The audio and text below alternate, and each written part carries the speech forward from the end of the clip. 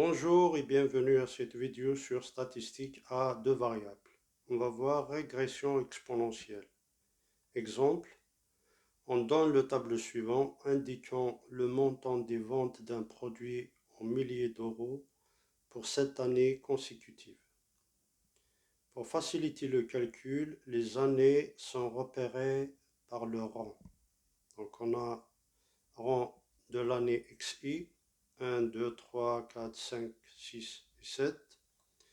Montant des ventes MI, 37 000, 45 000, 74 000, 99 000, 148 000, 297 000 et 601 000.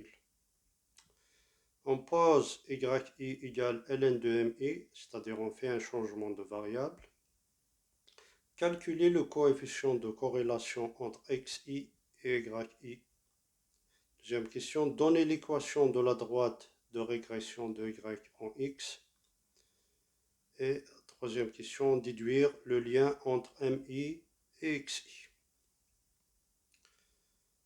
Les calculs faits avec calculatrice donnent R le coefficient de corrélation 0,984. Donc, en conclusion, la corrélation est très bonne.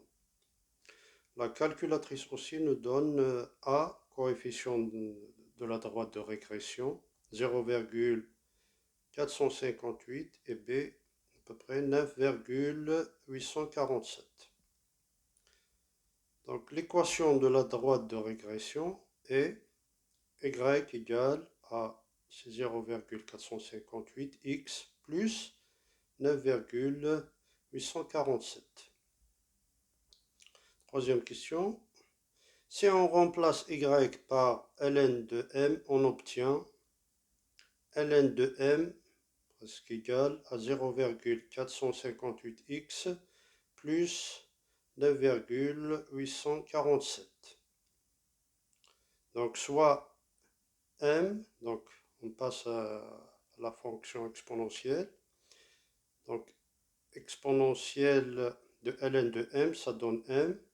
Et là, on aura exponentielle de 0,485x plus 9,847.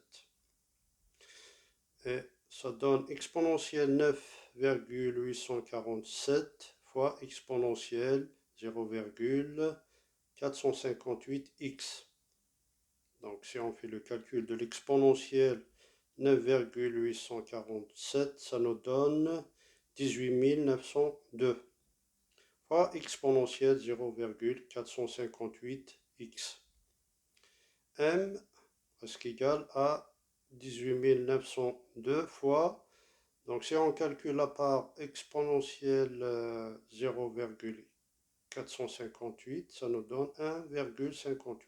Donc ça donne M égale à 18 902 fois 1,58 exposant x. Voilà. Petite remarque pour le changement de variable. Donc, on a deux cas.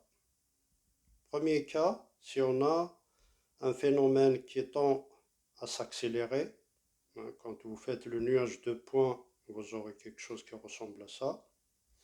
Donc là, dans ce cas-là, on fait le changement de variable suivant, on pose grand YI égale ln de petit yi.